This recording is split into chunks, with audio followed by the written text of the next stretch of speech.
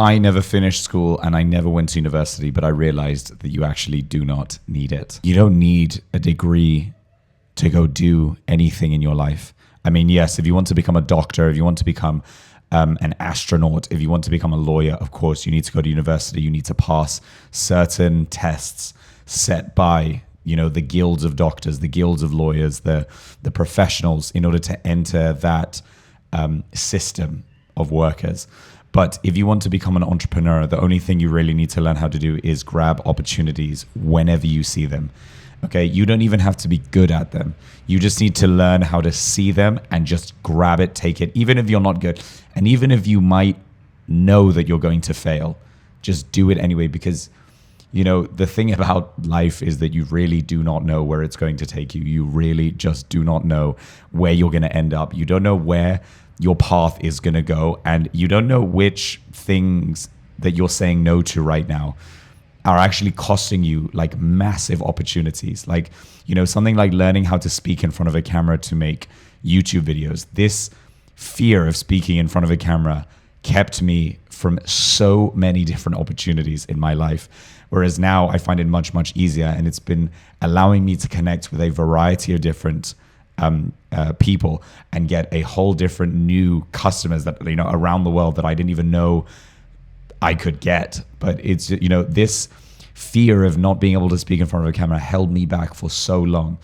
As well as when I was becoming a group fitness instructor, I had this fear of getting up on stage and not really knowing what to do in front of people, or not really knowing how to perform in front of people. But, you just learn on the spot. The more times you do it, the more you get used to it.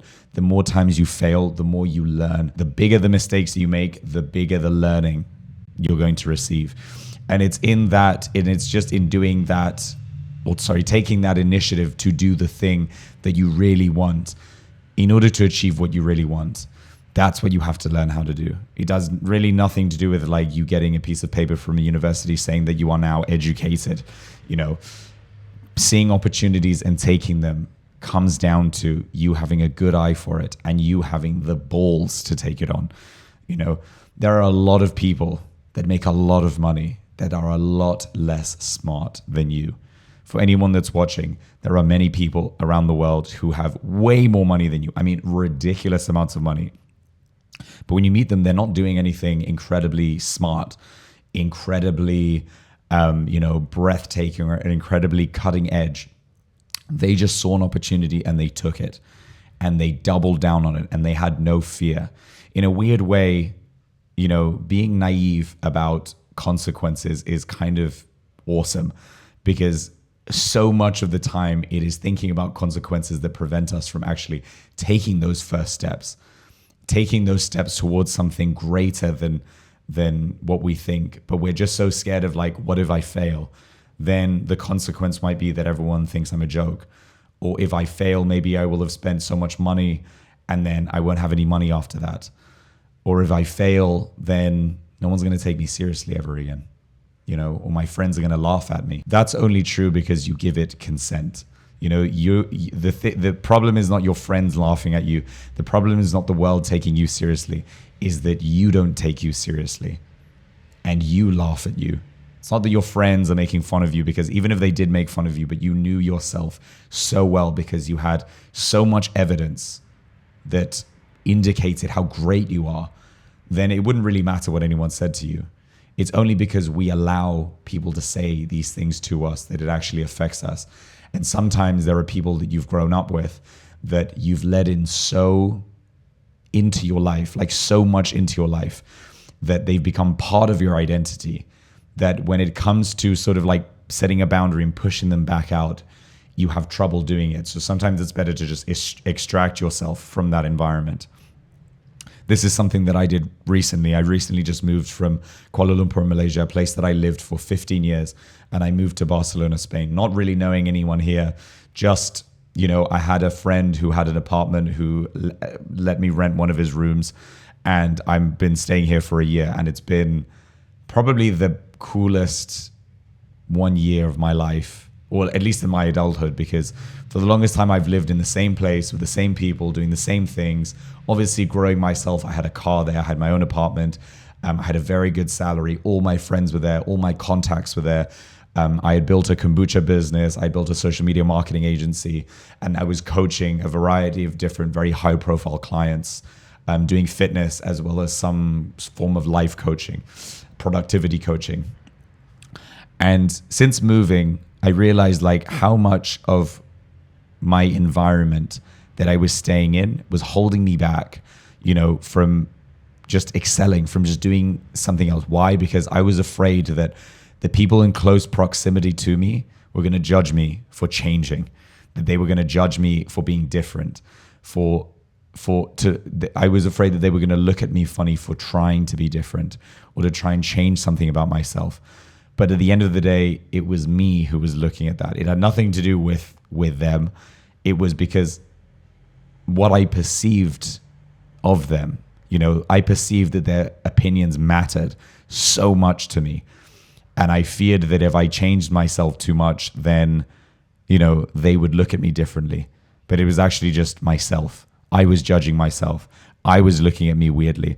I was thinking that the things I was doing were cringe. I didn't want to change in front of them.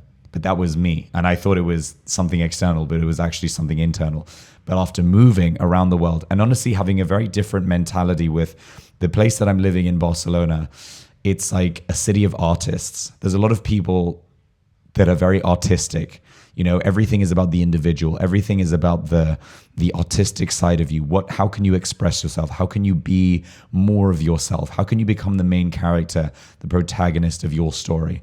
That's sort of the vibe everyone has here. So when it comes down to making mistakes in front of others, or when it comes down to making, changing yourself, it's almost encouraged. When people see that you're changing, evolving, doing something new, or improving yourself, everyone sort of bigs you up. Everyone is very attracted to you because they love that and they themselves want to change. So you spend more time in an environment where people actually want to change. Whereas when I was living in Malaysia, this sort of Asian collectivist mindset where it's not so much about the individual, it's more about the group. So unless you do something that makes you fit in with the group, or if you do something out of the ordinary of the group, the entire group will judge you and ask you, why are you not being the same as the group? And so people find it very hard to be able to express themselves individually in Asian culture because it's much more of a collectivist mindset. And in a collectivist mindset, the individual doesn't always thrive. The individual has to put themselves in a group. And so you go into different groups, but it becomes very hard to express your authentic self. But since moving here, I found it's much more interesting because I've been able to discover parts of me that I never really knew existed. I've been able to do things that I thought were super weird before. And I'm discovering these things at 30 years old. I'm discovering all these things when I had an amazing 20s. My entire 20s was just like, doing fitness classes, meeting cool people, making loads of money. Obviously, then COVID hit. Then I was running a few businesses at the time, but I had a really, really awesome 20s. But I remember one really important thing my father told me, because my father was he was a very sort of anti-school, anti-system, anti-banks, banks rule the world, all this stuff. He was very much against the traditional education system, and he was very much against the standard education for his son. He wanted his son to have a different education where he would have to go out into the world and discover things for himself, forge his own path, make mistakes by himself, and realize what is actually real and what is just fake. Is having a cool high status, is having a Ferrari, loads of money, is that cool? Or is it being a real person, being an authentic person? Or is it like fighting for justice? Is it helping people become the best versions of themselves? Isn't this a way cooler thing to be able to discover in your life? And find those things that are real to real human beings and then develop those things. And that's what he wanted for his son. So he was very cool with me just leaving school.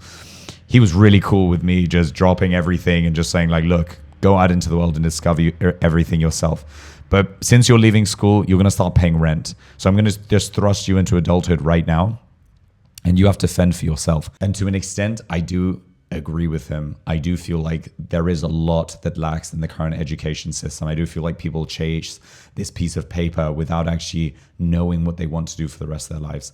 Like, yes, you can get a job, you can have financial security, You can work for a great company and then climb the corporate ladder and then just work for the rest of until, I don't know, maybe you're like 30 or 40, and then maybe you can become a manager, and then maybe you can become a director. I don't know, something like that. But, sometimes people don't always discover what they love doing when they're young. And I think what happened with me is when I was young, when I was 17 is when I left school. When I was 17, I had this year where I was sort of allowed to get a little bit lost. That year that I spent just bumming around. It was from like 17 to 18, I was just doing nothing. I had left school. My father was like, pay rent. So I was literally just working odd jobs here and there every day. Sometimes I was doing modeling. I was working, doing some commercials. Sometimes doing some prints, some photo shoots. Sometimes I was working at like cafes. And then it was only after like a year of doing this, just bouncing around from various different things. But in a state of being kind of lost, that I discovered fitness, because I discovered that fitness was something that I was loved doing. And it was something that, you could actually earn a decent living off it from being a personal trainer, especially because since in Malaysia, in Kuala Lumpur, most housing areas or condominiums, they all have a gym of their own. So it was very easy for me to go to people's houses and just train them there. And then usually I would go to very expensive condominiums whereby people could probably afford a much more premium, service. And so I started charging people enough to the point where I was earning more than lawyers were in Malaysia. I was earning more than most doctors were earning. And, yes, I was learning a lot about myself. I was learning about how to run my own business, how to manage my own cash, how to invest my own cash in different things, how to do marketing for myself in different places. And it was always really, really eye-opening because I always saw that the effort that I was putting into what I was doing, I was getting out of it. If I could spend like weeks just like contacting different condominiums or like putting a signboard up in different condominiums, I was very likely to get different clients. And when I just set my mind to like doing something, like I want to get more clients, I want to get like 5 more clients. And if I can get 5 more clients, they can each pay me like $2,000 each. And from $2,000, then I can make 10 grand from 5 more clients a month. And this is great. This is exactly what I want. So let me just double down on making this money and finding these clients. There must be 5 people that want to buy this service, And so it's just like the effort that you put into the business, you get out of it. And since I was 18, I started working for myself. I started having to do my marketing, manage my own cash, be an adult, as well as pay rent in my house. But at the end of the day, it always came back down to, I learned that I loved fitness after getting lost. I learned that I really was passionate about it, that I loved helping people become fit and healthy. I loved that I could, tap into someone's psychology and help them become more confident, more athletic, feel better about themselves through fitness.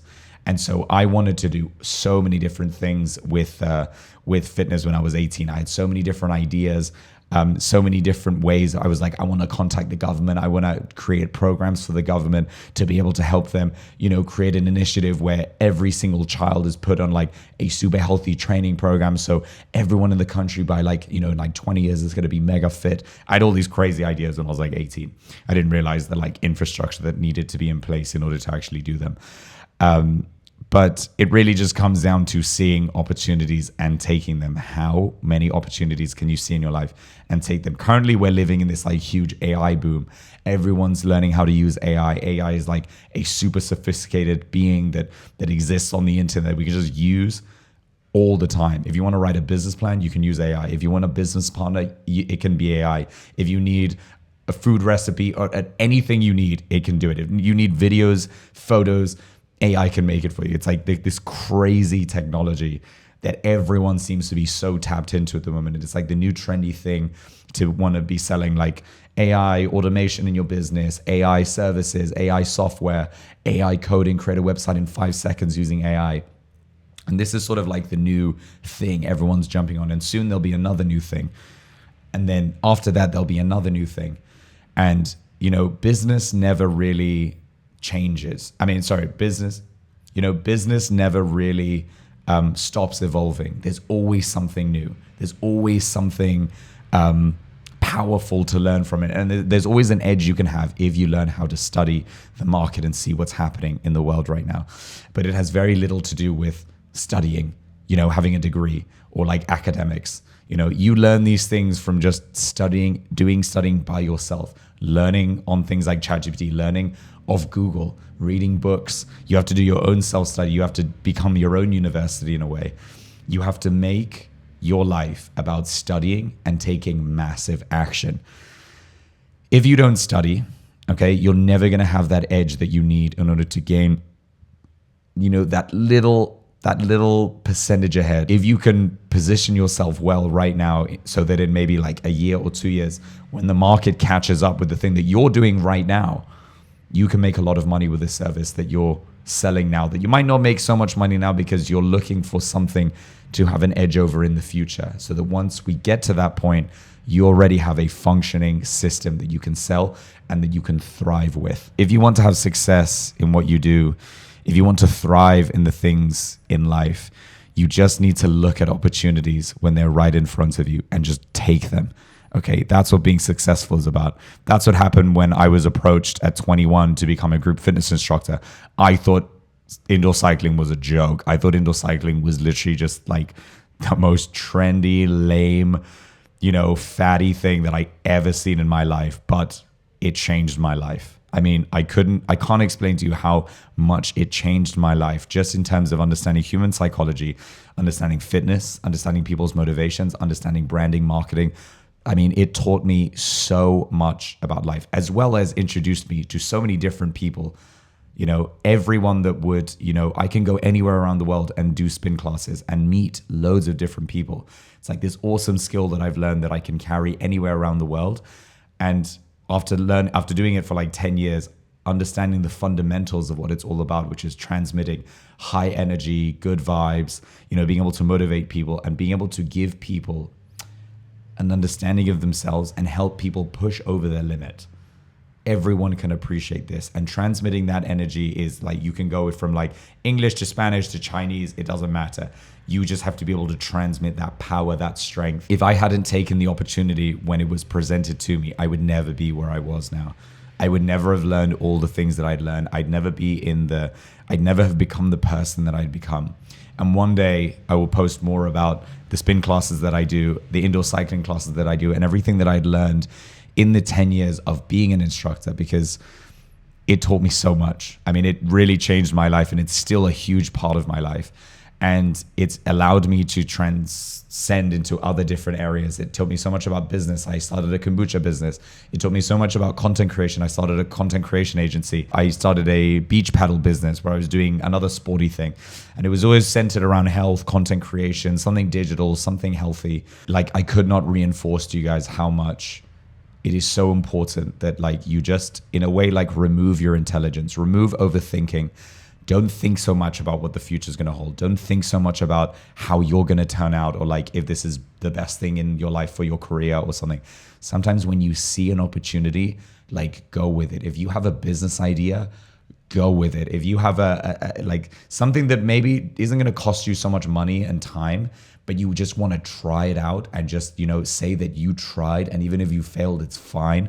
That was my beach paddle business. Like, what I started doing is I started selling these wooden beach paddle bats. And then it was a passion of mine because I loved this business. I loved beach paddle.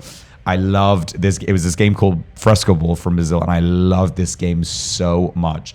But I realized while doing the business, and I invested quite a decent amount in the business, that selling beach paddles is great, but it's something that you sell once and there's no recurring buys. So people will buy once, they don't need one for the rest of their life. And so how do I keep selling to people? I quickly learned this while doing the business, and I could sort of foresee this, but I didn't really care because I just wanted to do the business. And now whenever I go throughout my life, I can go and say, yeah, I started a beach paddle business. I started a fresco ball business where I was selling these beach bats, these recycled wood beach bats.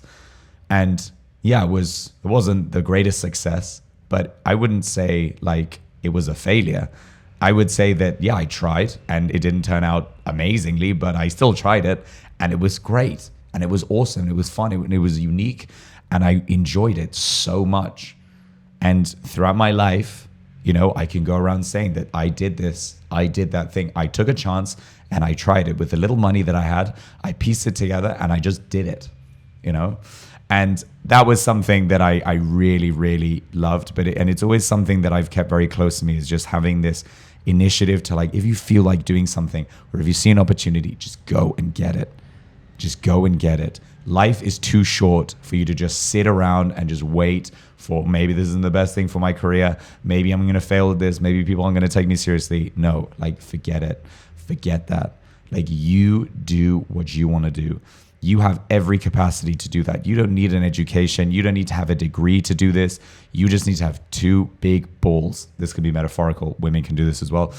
You just need to be able to have two cojones and just take on whatever it is you have to do. You have to be able to go with the flow. You have to be able to flow into doing these things and not have so much resistance to trying new things. Yes, you are going to have resistance. What those are called are growing pains. When you do something that's scary for the first time, that is just resistance you have because you're growing. That's it. That's all that is. But you still have to just continue. If you're scared, do it scared.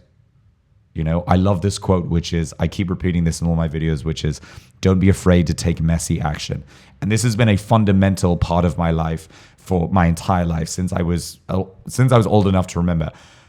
Don't be afraid to take messy action. Just freaking do it. Just do the thing that you know you want to do, because it doesn't matter if you fail or not. It doesn't matter. You are just learning here.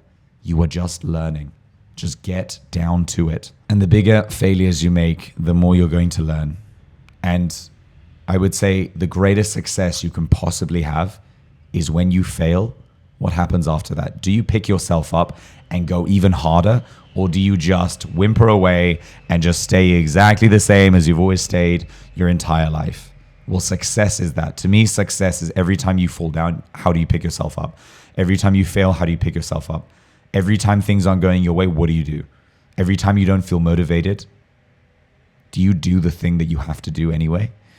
That to me is success. And that to me is what it takes to succeed. When you feel like you want to do something, when you feel like you want to push your absolute limit, when you feel like you don't want to, what do?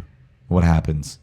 And can you continue? Can you be consistent for years and years and years in the hopes that maybe after year 2, year 3, year 4, maybe even year 10, you finally hit success and you never have to work ever again? You finally hit it and you can live the life that you've always wanted to live. Isn't that worth fighting for? Isn't that worth, leaving everything behind and just going 100% into the thing that you want, into the thing that you know you love and are passionate about? I would recommend you go try it. So thank you guys for watching this video. Please like and subscribe. I'll see you guys in the next one. Thank you guys very much.